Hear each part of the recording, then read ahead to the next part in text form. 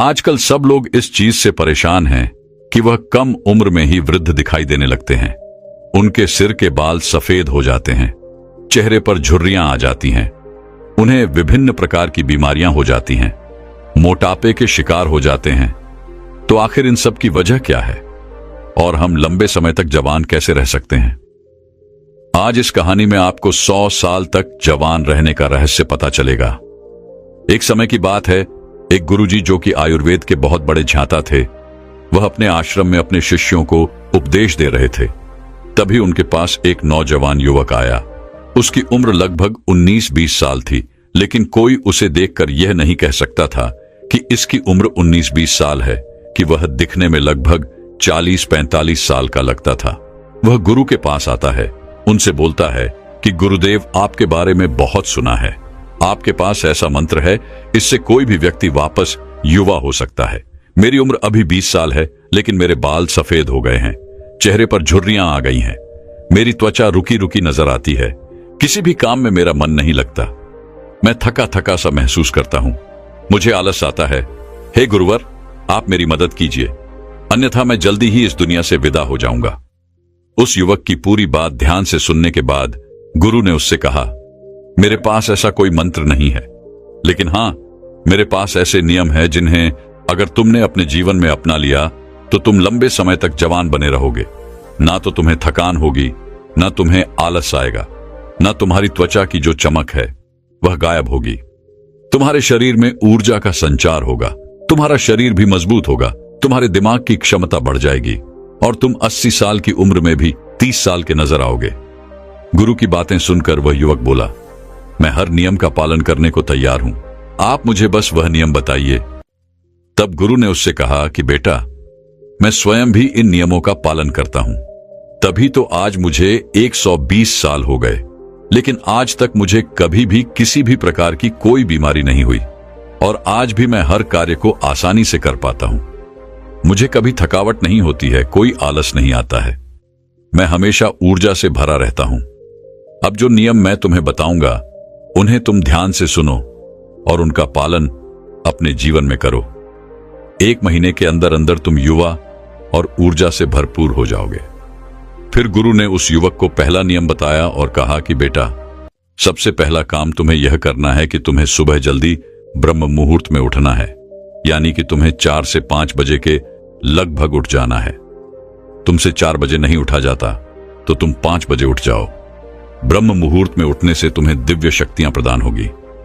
उस समय जो भी तुम उन शक्तियों से मांगोगे वह तुम्हें अपने जीवन में जरूर मिलेगा। उस समय उठने से तुम्हारी बुद्धि तीव्र होगी। तुमने देखा होगा कि जितने भी महात्मा थे, जितने भी संत थे, जितने भी मुनि हुए, वह सुबह जल्दी उठ जाते थे, तभी तो वह जो भी चाहते थे वह सब कर पाते थे। ब्रह्म मुहूर्त में एकदम शुद्ध हवा होती है, जो कि हमारे शरीर के लिए बहुत ही अच्छी होती है। जब वह हवा हमारे भीतर आती है तो हमारे हर एक अंग स्वस्थ कर देती है। दूसरा नियम जो तुम्हें ध्यान में रखना है वह यह है कि ब्रह्म मुहूर्त में उठने के बाद तुम्हें योग प्राणायाम करना है। योग और प्राणायाम तुम्हारे शरीर को मजबूत और तुम्हें स्वस्थ रखते हैं।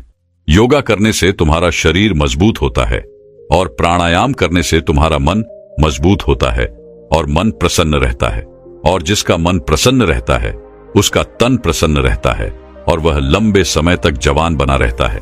आपको लगभग 40 मिनट तक योगा करना है और लगभग 20 मिनट तक प्राणायाम करना है, यानी कि ध्यान करना है। ध्यान आपको सभी प्रकार की चिंता तनाव से मुक्त रखता है। जो व्यक्ति चिंता और तनाव से मुक्त हो गया तो समझो उसके जीवन में खुशियां ही खुशियां हैं। चिंता और तनाव व्यक्ति को कम उम्र में ही बूढ़ा कर देती है, इसीलिए सबसे पहले इससे दूर रहो।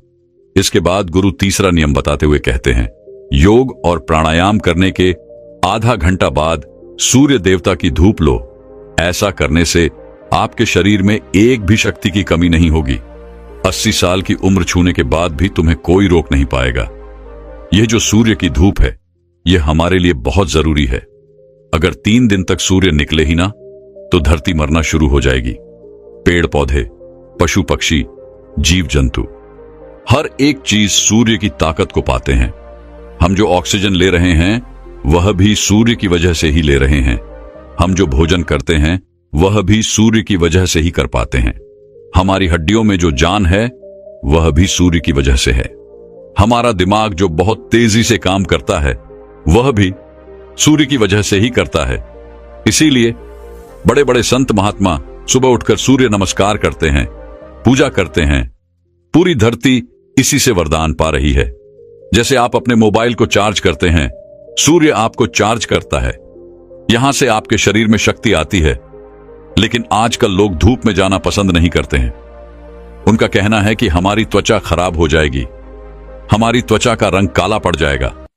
लेकिन सूर्य की वजह से ही हम सब हैं, और हमारी खूबसूरती का जो राज है वह सूर्य ही है। सूर्य की वजह से यह दिमाग चलता है और आप इसी दिमाग से सोचते हैं। सूर्य की धूप हमारे लिए नुकसानदायक है, लेकिन परमात्मा ने पहले से ही उसके ऊपर फिल्टर लगा के भेजा है। जिस तरह की रोशनी की जरूरत आपको है, उसी तरह की किरणें आपको सूर्य से मिलती है। हमारे पूर्वज सूर्य स्नान को महत्व देते थे, इसीलिए रोजाना आधे घंटे सूर्य की धूप लेना शुरू कर दो। आपको बीमारियां कभी नहीं होगी और आप लंबे समय तक युवा बने रहेंगे।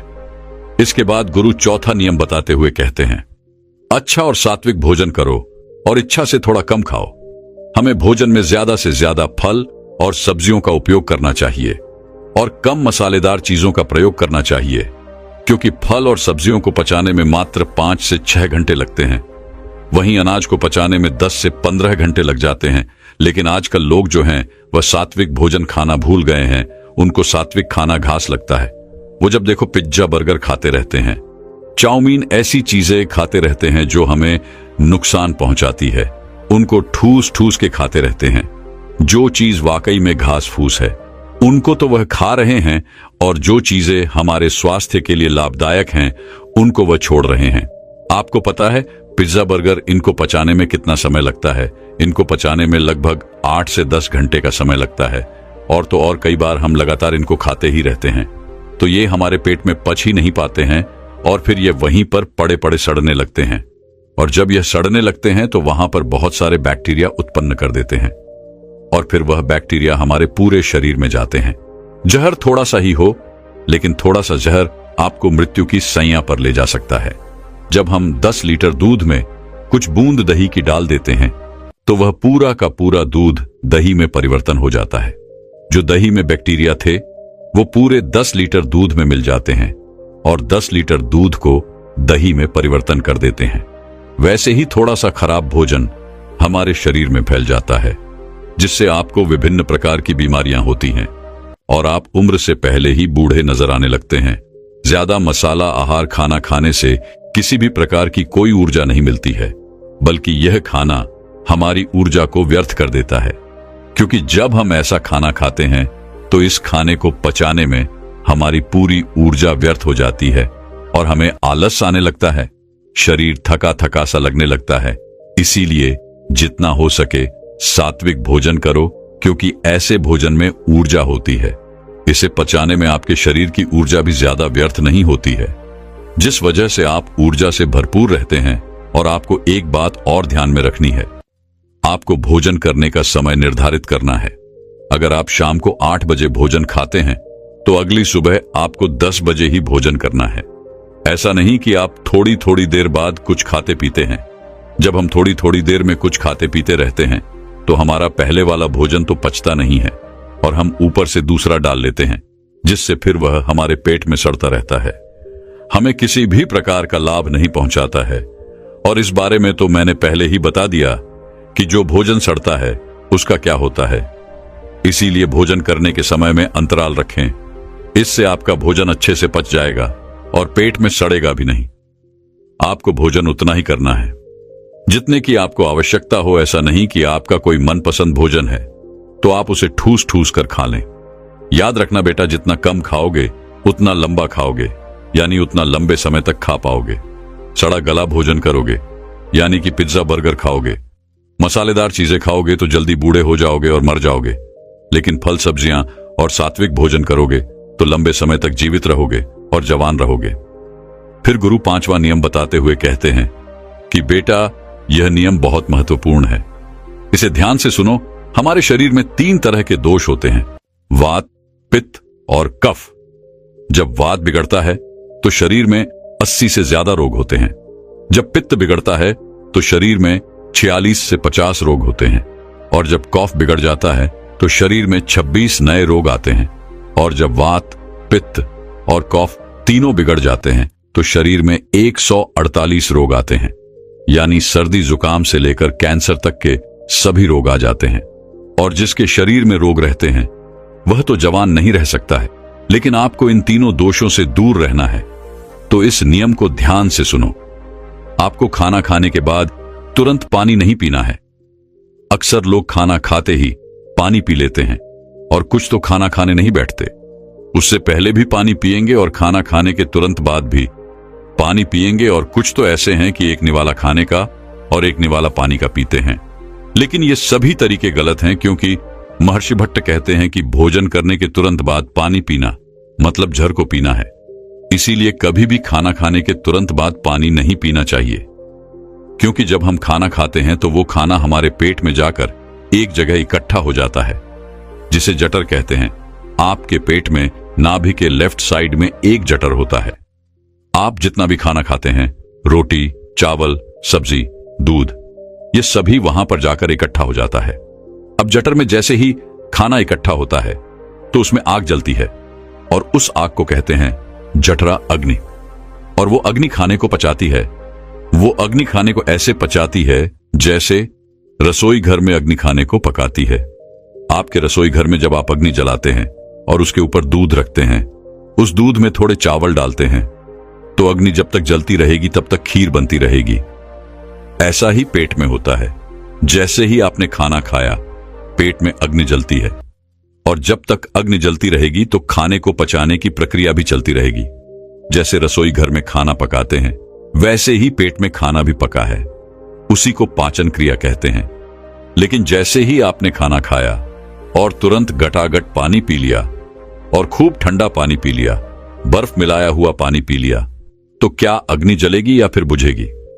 अग्नि के ऊपर पानी डालोगे तो अग्नि की पानी से दोस्ती तो है नहीं, दुश्मनी है। पानी अग्नि को बुझा देती है। तो आपने खाना खाया, उसके बाद आपकी जठराग्नि चलती है और आपने पीछे से गटगट पानी पी लिया, तो अब वो अग्नि जो है वो शांत हो गई। अब खाना नहीं पचेगा, वह पेट में पड़ा पड़ा सड़ता रहेगा और सड़ा हुआ खाना 100 से भी ज्यादा विष पैदा करेगा।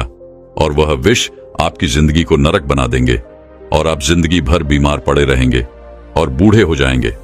कुछ लोग कहते हैं कि मुझे पेट में गैस बनती है, खाना हजम नहीं होता है, पेट में जलन रहती है।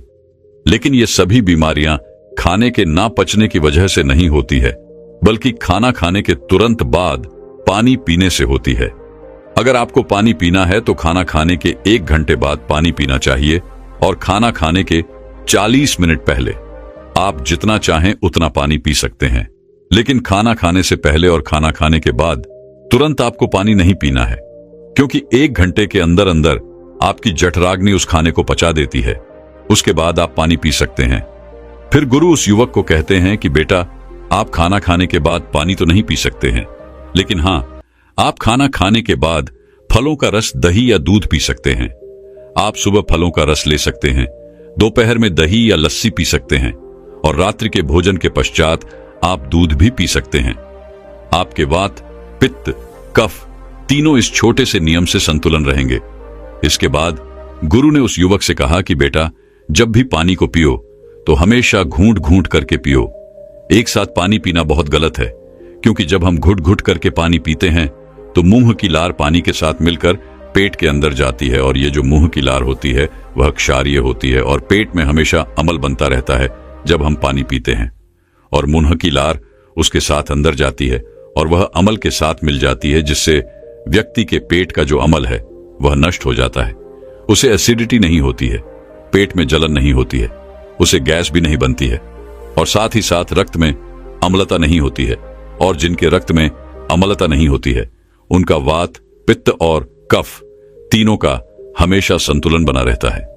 इसीलिए हमेशा घुट घुट करके 5, इसके बाद वह दूसरी बूंद पानी की उठाती है और उसे भी पी जाती है। इसी तरह कुत्ता, बिल्ली, शेर, जितने भी जीव जंतु हैं वो भी घूंट घूंट करके, चाट चाट के पानी को पीते हैं। इसलिए कभी भी पक्षी या जानवर को कोई डायबिटीज नहीं होती है, कोई आर्थराइटिस नहीं होता है, कोई पक्षी ओवरवेट नहीं होता है, वो सब स्वस्थ रहते हैं। लेकिन उन पशु पक्षियों को ये कौन सिखाता है? वह अपने जन्म से ही ये ज्ञान सीख के आते हैं। उनका कोई गुरु नहीं होता है, उनका कोई विद्यालय नहीं होता है, उनके कोई प्रशिक्षण शिविर नहीं है। फिर भी उन्हें इतनी अक्ल है कि वह पानी को घुट घुट करके पीते हैं। और हम मनुष्य जिनके इतने गुरु हैं, इतने विद्यालय हैं, इतने शिक्षक हैं, सिखाने वाले हैं, और हम मूर्ख के मूर्ख हैं, घटाघट पानी को पीते रहते हैं। फिर गुरु उस युवक से कहते हैं कि चाहे कितनी भी प्यास क्यों न लगे, लेकिन कभी भी ठंडा पानी नहीं पीना चाहिए, क्योंकि हमारा पेट वो गर्म रहता है। और जब हम ठंडा पानी पीते हैं तो हमारे पेट में झगड़ा शुरू हो जाता है। या तो पेट पानी को गर्म करें या फिर पानी पेट को ठंडा करें। और अगर पानी ने पेट को ठंडा कर दिया तो पेट के ठंडे होते ही आपका हृदय ठंडा हो जाएगा। हृदय के ठंडे होते ही मस्तिष्क ठंडा हो जाएगा। मस्तिष्क के ठंडे होते ही आदमी ठंडा, और आदमी के ठंडे होते ही राम नाम सत्य हो जाता है। अगर आपको ठंडा पानी पीना है तो आप मिट्टी के घड़े का ठंडा पानी पी सकते हैं। इसके बाद गुरु उस युवक को छठा नियम बताते हुए कहते हैं कि जीवन में हर तरीके के नशे से दूर रहो, चाहे फिर वह बीड़ी हो, सिगरेट हो, तंबाकू, शराब। ये सब चीजें आपके शरीर में जहर का काम करती हैं। ये आपके शरीर को अंदर से धीरे धीरे खोखला करती रहती है। जैसे दीमक एक पेड़ को अंदर से खोखला करती है। वो पेड़ बाहर से तो बहुत सुंदर दिखाई पड़ता है, लेकिन अंदर ही अंदर वो कमजोर हो जाता है। फिर एक दिन हवा के झोंके के साथ वह गिर जाता है। वैसे ये सारी चीजें वह हमें अंदर से कमजोर बनाती है, और फिर एक दिन यह आपको समाप्त कर देती है। इसीलिए जितना हो सके नशीले चीजों से दूर रहो। फिर गुरु उस युवक को कहते हैं कि बेटा, अगर तुमने इन 6 नियमों का पालन 1 महीने तक भी कर लिया तो 1 महीने के अंदर ही तुम्हें तुम्हारे भीतर परिवर्तन दिखना शुरू हो जाएगा, और कुछ ही दिनों में तुम स्वस्थ और जवान हो जाओगे, और हमेशा जवान बने रहोगे। चेहरे की चमक आसानी से और सरल तरीके से कैसे बढ़ानी है, इस विषय पर दोस्तों अब अगली कहानी की शुरुआत करते हैं। एक बार एक नवयुवक एक गुरु के पास जाता है। वह गुरु आयुर्वेद के बहुत बड़े जाता थे। वह युवक उनके पास आकर रोने लगता है। उसने अपना चेहरा एक कपड़े से बांध रखा था। जब गुरु ने उसे रोते हुए देखा तो उससे पूछा कि बेटा क्या हुआ, तुम क्यों रो रहे हो, और तुमने अपना चेहरा ऐसे क्यों बांध रखा है? तब उस युवक ने रोते हुए कहा, मैंने अपने आप को सुंदर दिखाने के लिए अपने चेहरे पर बहुत सारी चीजों का प्रयोग किया, लेकिन फिर भी मेरे चेहरे पर निखार नहीं आया, बल्कि मेरा चेहरा वह पहले से और भी ज्यादा खराब हो गया। अब तो मुझे खुद को ही अपना चेहरा बुरा लगता है। जिन जिन लोगों ने मुझे जो जो बताया मैंने वो सब कुछ करके देख लिया, लेकिन मेरे चेहरे की चमक वह बिल्कुल खत्म हो गई। चेहरे पर काले काले धब्बे हो गए, फोड़े निकल आए। गुरुदेव, मैंने आपके बारे में बहुत सुना है। आप मेरी समस्या का समाधान कीजिए और मुझे कुछ ऐसा उपाय बताइए जिससे मेरा चेहरा ठीक हो सके और उस पर चमक आ सके। युवक की बात सुनकर गुरु ने कहा कि बेटा, भगवान ने हमें जैसा रंग रूप दिया है वह हम सभी के लिए बहुत अच्छा है। तुमने अधिक सुंदर दिखने के चक्कर में अपने चेहरे को बिगाड़ लिया है, जबकि सुंदरता तो अपने आप में झलकती है। फिर गुरु उसे कहते हैं कि बेटा, अब जो मैं तुम्हें बताऊंगा तुम उन नियमों का पालन करना, और आज मैं तुम्हें 2 ऐसे फेस पैक के बारे में बताऊंगा जिसे अगर तुम अपने चेहरे पर लगाओगे तो तुम्हें 1 दिन में ही उसका असर नजर आएगा। 7 दिन में तुम्हारा चेहरा बिल्कुल ठीक हो जाएगा और तुम्हारे चेहरे पर एक अलग ही निखार आएगा। और मेरे द्वारा बताए गए नियमों का अगर तुम पालन करते हो तो तुम्हारा चेहरा कभी भी भविष्य में खराब नहीं होगा और तुम वृद्धावस्था में भी युवा नजर आओगे। गुरु की बात सुनकर युवक ने कहा कि गुरुदेव, आपके बताए हुए नियमों का पालन मैं अवश्य करूंगा। फिर गुरु उसी वक्त से कहते हैं कि बेटा, जैसे एक पेड़ को कीटाणुओं से बचाने के लिए हम उसके ऊपर बाहर से दवाई छिड़कते हैं और उसे विकसित करने के लिए उसमें पानी डालते हैं, खाद डालते हैं ताकि वो पेड़ अच्छे से फल फूल दे सके, लेकिन क्या बाहरी देखभाल करने से वो पेड़ हमें फल फूल दे सकता है? नहीं ना। वैसे ही हमारी त्वचा है, अगर हम इस पर बाहर से ही चीजों का उपयोग करेंगे तो ये ग्लो नहीं करेगी। इसके लिए हमें इसकी अंदर से देखभाल करने की आवश्यकता है। जैसे हम पेड़ की जड़ में खाद और पानी डालते हैं, वैसे ही हमें अपने शरीर के अंदर ऐसे पोषक तत्वों को डालना है जो हमारी त्वचा के ऊपर निखार लाएं, चमक लाएं। फिर गुरु उस युवक से कहते हैं कि बेटा, सबसे पहले तुम यह समझो कि तुम्हें किन नियमों का पालन करना है जिससे कि तुम्हारा चेहरा वृद्धावस्था में भी जवान रहे। फिर गुरु उस युवक से कहते हैं कि बेटा, सबसे पहली चीज जो तुम्हें ध्यान रखनी है वह यह है कि तुम्हारा पाचन तंत्र अच्छा होना चाहिए, क्योंकि जब भी आप किसी चीज का प्रयोग अपनी त्वचा पर बाहर से करते हो, चाहे वो चीज अच्छी हो, आयुर्वेदिक हो, लेकिन वह केवल आपके शरीर की ऊपरी सतह को ही प्रभावित करती है। अंदरूनी सतह पर वह कोई कार्य नहीं करती है। आपकी त्वचा की 3 सतह होती है।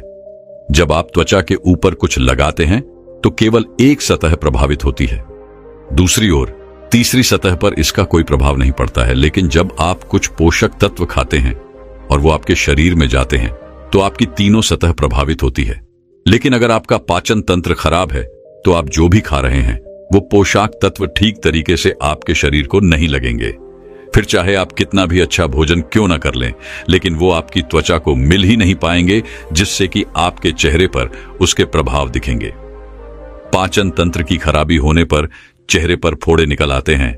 इसीलिए सबसे पहले आपको यह ध्यान में रखना है कि आपका पाचन तंत्र ठीक रहे।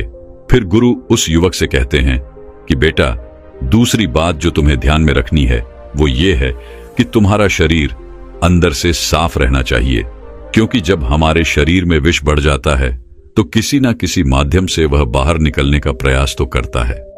फिर चाहे बहुत सारे कील मुहासे आपके चेहरे पर हों या फिर आपकी स्किन पर खुजली हो, अलग अलग प्रकार की स्किन की समस्या आपको हो सकती है। यहां तक कि त्वचा बेजान होना भी शुरू हो जाती है, झुर्रियां पड़ना शुरू हो जाती है। अगर शरीर में विष है तो उसका सीधा प्रभाव आपकी त्वचा पर दिखाई पड़ता है। तो इसीलिए जरूरी है कि आप अधिक जल पिएंगे, क्योंकि जब आप अधिक जल पिएंगे तो आप हाइड्रेटेड रहेंगे।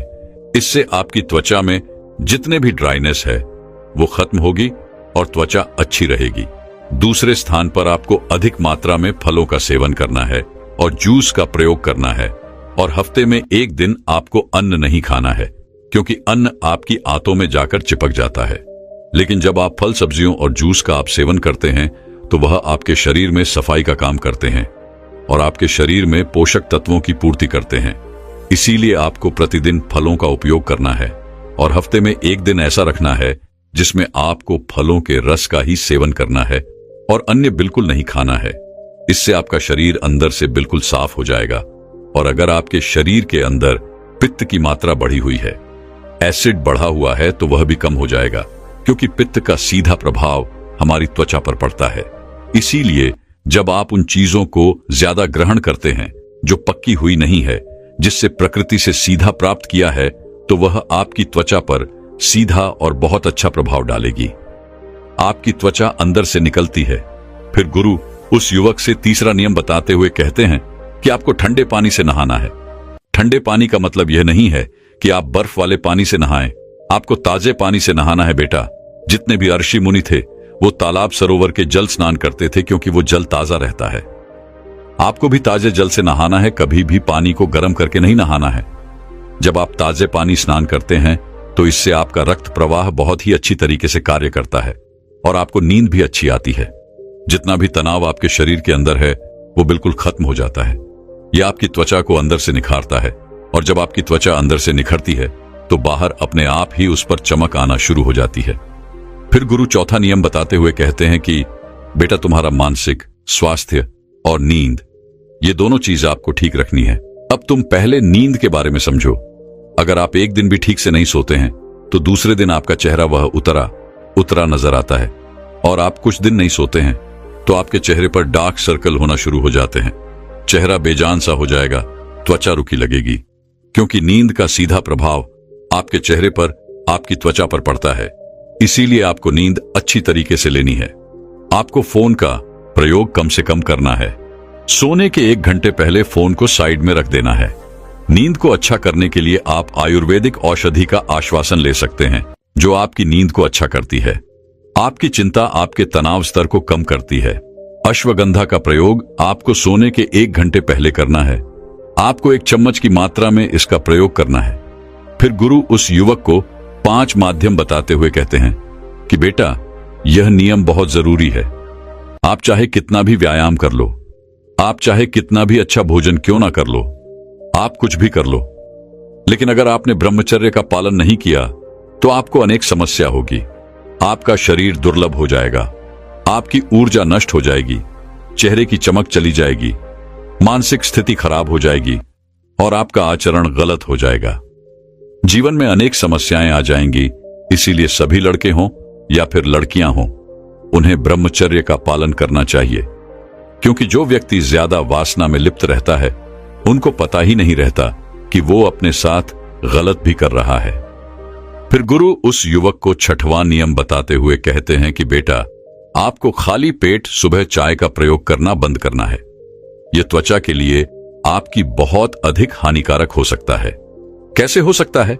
देखें, आप खाली पेट चाय पीते हैं तो जो आपके पेट के अंदर की लाइनिंग होती है यह उसको प्रभावित करती है और वहां के सेल्स को यह खराब करना शुरू कर देती है, जिससे कि गैस्ट्रिक जूसिन का सिक्रीशन ठीक तरीके से नहीं हो पाता है और उसे आपके पाचन तंत्र पर भी नकारात्मक प्रभाव पड़ते हैं। आपका पाचन अच्छा नहीं होता है, भोजन करने का मन नहीं करता है। विशेष रूप से यह आपके शरीर में पित्त को बढ़ाता है। वात, पित्त, कफ, यह 3 दोष होते हैं। इनमें से आपके त्वचा को और बालों को सबसे अधिक पित्त प्रभावित करता है। जब आपके शरीर में एसिडिक प्रभाव पड़ना शुरू हो जाता है, एल्कलाइन इफेक्ट कम होना शुरू हो जाता है, तब उस स्थिति में आप अपनी त्वचा को ठीक नहीं रख सकते हैं। तो आपको करना क्या है कि सुबह खाली पेट चाय का प्रयोग करना बिल्कुल बंद करना है।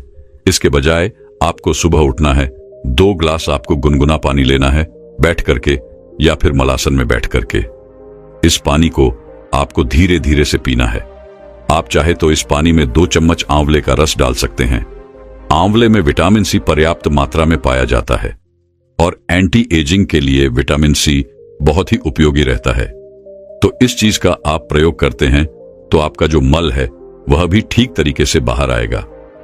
किसी को कॉन्स्टिपेशन की समस्या रहती है, उसे बहुत ही लाभ मिलेगा और यह आपके शरीर में अल्कलाइन इफेक्ट को बढ़ाएगा, एसिड को कम करेगा, पाचन को मजबूत बनाएगा और अनेक बीमारियों से आपको बचाएगा।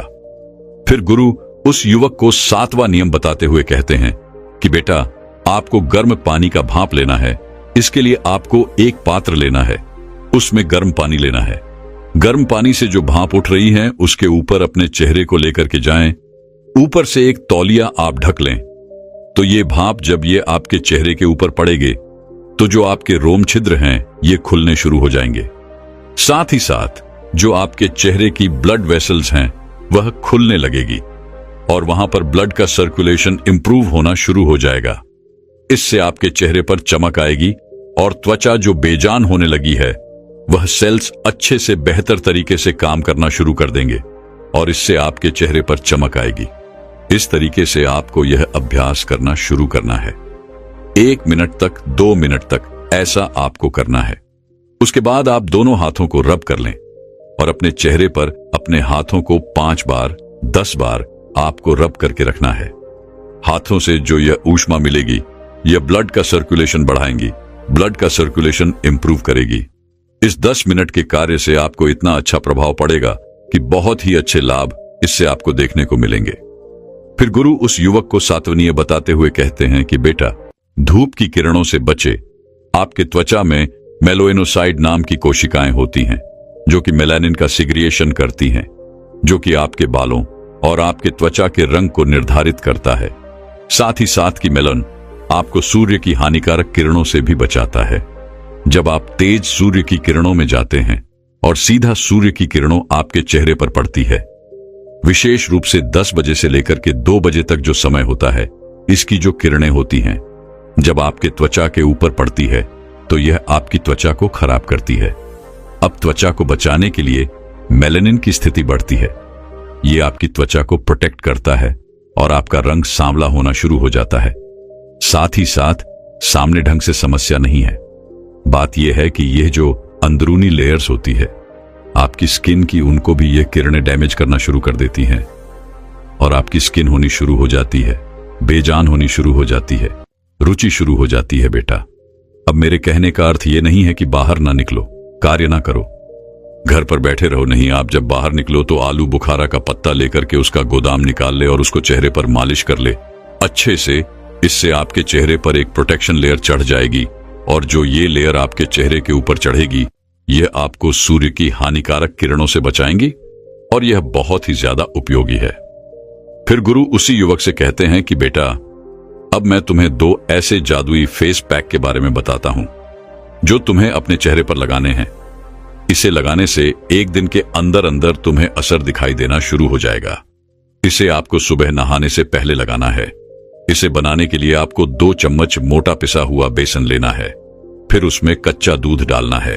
दूध की मात्रा बस इतनी रखनी है कि एक गाढ़ा पेस्ट बन जाए। फिर इसमें आपको 2 चुटकी हल्दी डालनी है। सभी चीजों को अच्छे से मिलाना है और आपका जादुई पैक तैयार हो गया। इसे आपको अपने चेहरे पर मसाज करते हुए लगाना है।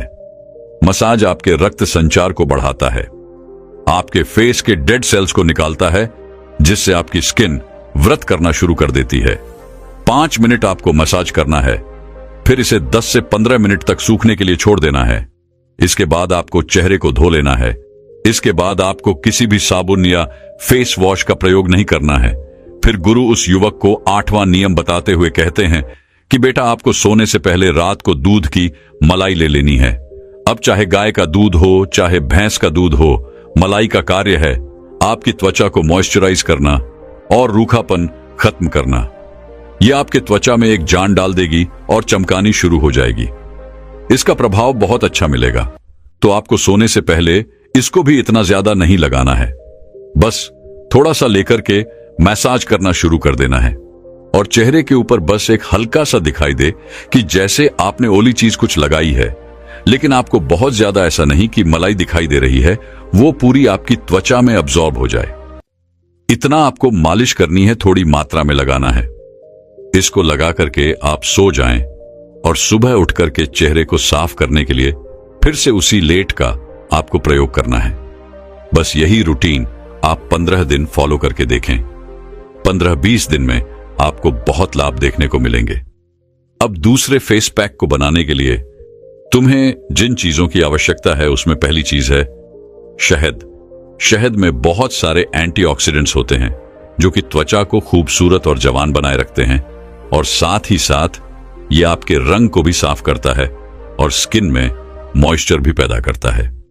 दूसरी चीज है नींबू। नींबू में विटामिन सी होता है जो कि एक ऐसा तत्व है जो स्किन की ब्राइटनेस को कम करता है, आपके रंग को निखारता है।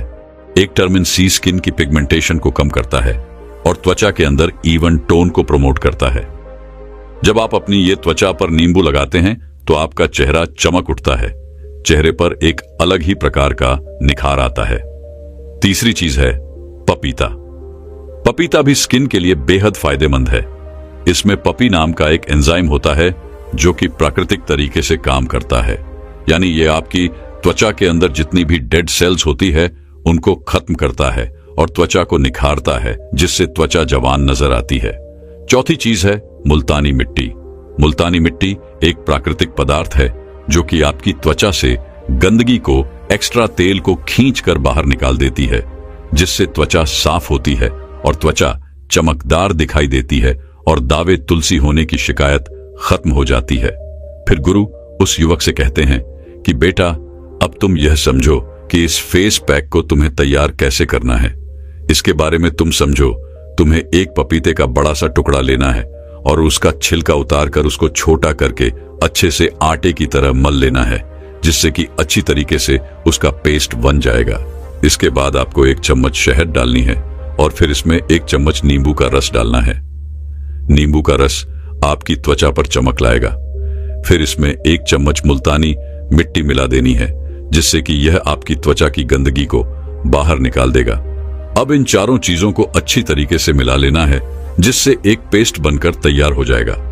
इस पेस्ट को लगाने से पहले आप अपने चेहरे को अच्छी तरीके से साफ कर लें। चेहरे को सूखने के बाद इस पेस्ट को अपनी उंगलियों के सहारे अपने चेहरे पर अच्छी तरीके से लगाएं और इसके बाद 20 से 30 मिनट तक इसे लगा रहने दें। जब यह सूख जाए फिर इसे गुनगुने पानी से धो लें।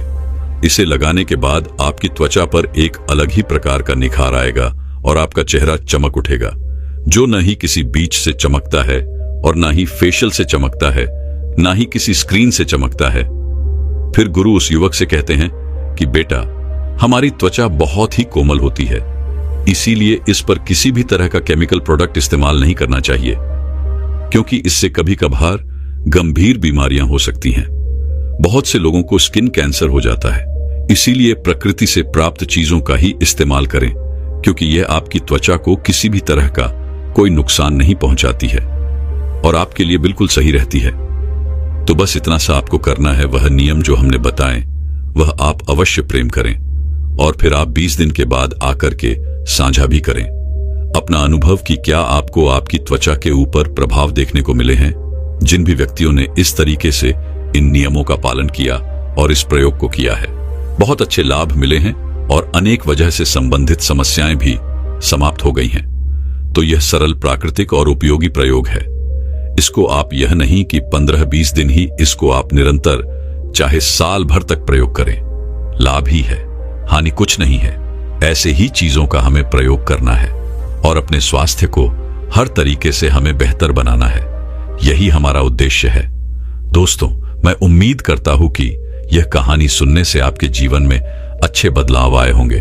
आपको इस वीडियो से क्या सीखने मिला, ये कमेंट करके जरूर बताएं और अपने परिवार, औरत, सिंगल, दोस्त या आपके करीब इंसान के साथ ये कहानी शेयर करके उन्हें भी इस ज्ञान से परिचित करवाएं। बाकी अगर आपको ये वीडियो दिल से अच्छी लगी हो तो ही इस वीडियो को लाइक कर देना और आपने अब तक इस चैनल को सब्सक्राइब न किया हो तो चैनल को सब्सक्राइब भी जरूर कर देना। आपका हर दिन शुभ हो और खुशियों से आपका जीवन भरा रहे। धन्यवाद। नमो बुद्धाय।